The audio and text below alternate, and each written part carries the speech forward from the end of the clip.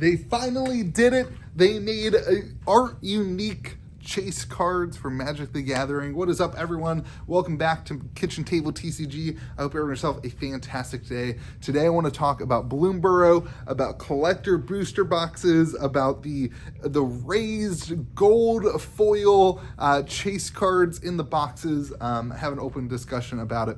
Hopefully you had yourself a great weekend. We had an awesome weekend here at Game Grove. I actually won Bloomburrow draft, which never ever happens. I never win, but I drafted like a mono red aggro deck in this format that is like a multicolor format. It was a lot of fun.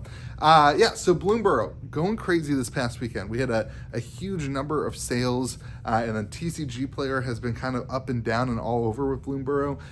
Basically what is happening, in my opinion, this is going to come off across a little bit as pumping Bloomburrow. That's not my intention. I honestly don't have a ton of Bloomburrow to pump to you, but I want to talk about the fact that they have these raised gold foil cards that are different artwork. And I've been talking about on the channel, not just me, there's been a lot of people talking about it, but that's what they needed instead of serialized cards that have the same art and aren't really that unique other than a random number.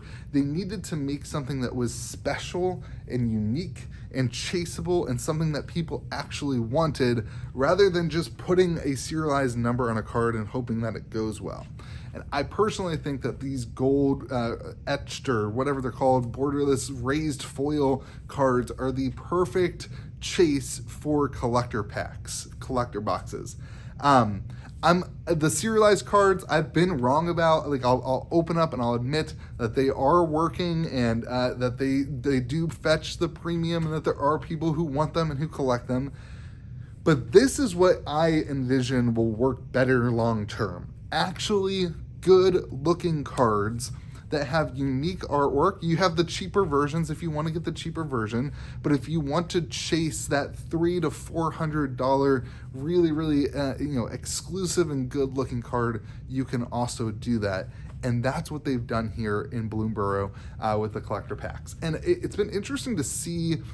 I think one of the issues that they have is on TCG Player, if you click Bloomburrow, it doesn't even show you all the collector or the commander cards.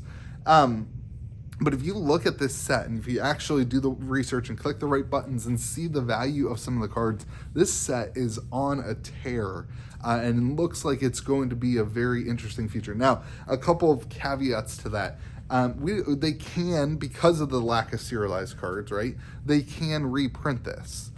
But they could have reprinted Lost Caverns of Ixalan as well, and they haven't.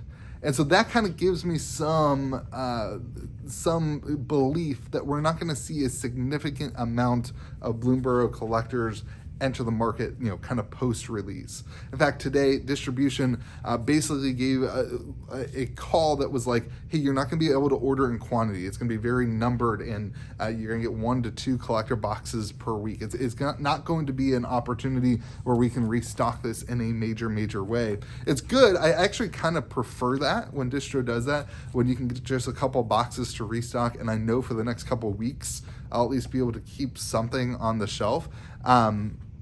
But this is not like an Outlaws at Thunder Junction world where we're able to order a lot of that product. And this is not like a Murders at Karlov Manor where we're able to order a lot of that. These boxes are moving very quickly, and that's a very telling tell that something is working. That kind of contrasts a little bit with the Play Booster box. And this is where things are a little bit weird for Bloomburrow, with the Play Booster box not having access to those commander cards.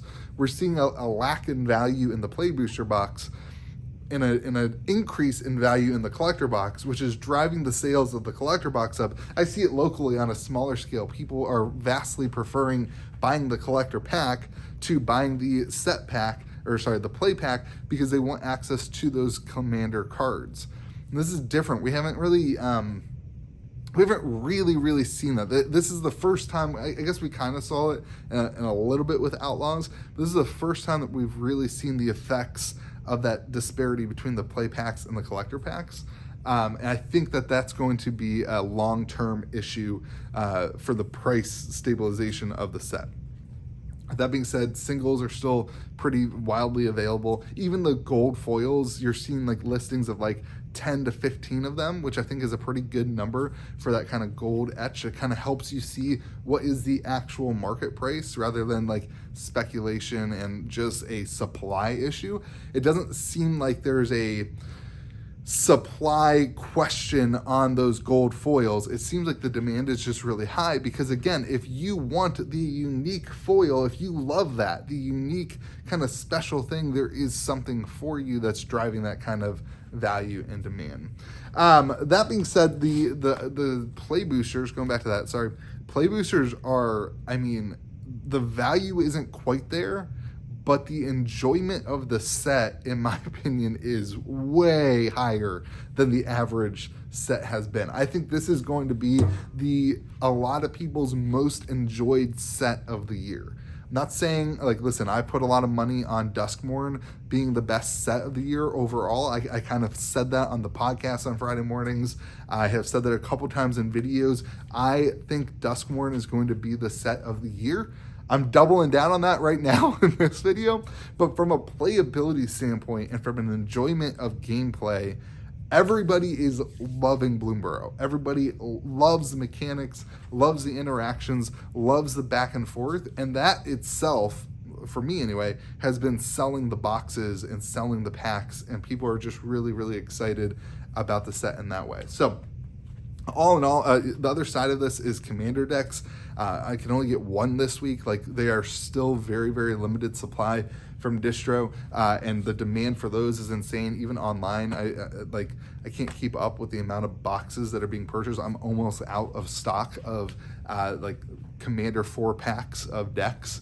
So things are going, like, this set, man, I'll tell you what, is good. It is, the market is really, really accepting it. But here's the last kind of looking forward into the future caveat, and that is that Duskmourn is like a month and a half away. The pre-release for Duskmourn, if you didn't know this, is September 20th. So you have this amazing set with Bloomburrow, and then we turn around and so quickly, a month and a half, so quickly, we're right back into the seat of new set and spoiler season and release after release. I really wish that we could sit in Bloomburrow a little bit longer. It seemed like, we had Thunder Junction and we sat in that window for a very long time. You had Modern Horizons 3, which came out, and people love Modern Horizons 3, but honestly, from a playability standpoint, the price being lower, Bloomburrow took a lot of demand away from Modern Horizons 3, in my opinion. Like commander decks, even cracking packs and playing the game, Bloomburrow has taken over a lot of that kind of hype cycle for Modern Horizons 3. And I think Duskmourn might have the ability to do that to Bloomburrow. And it's just like each set just kind of cannibalizes the enjoyment of the set before it. So I wish we got to sit in Bloomburrow a little bit longer and really enjoy it because people are really loving it. But Duskmourn comes out in like 40 days, something like that. Pre-release is like 40 days, which is wild. And is going to cause, again, like another shift in the conversation because we're going to be excited for what is next for Duskmourn. So those are my thoughts on Bloomburrow. I know this just came across as like trying to pump the set, but I'm just telling you, people are loving it.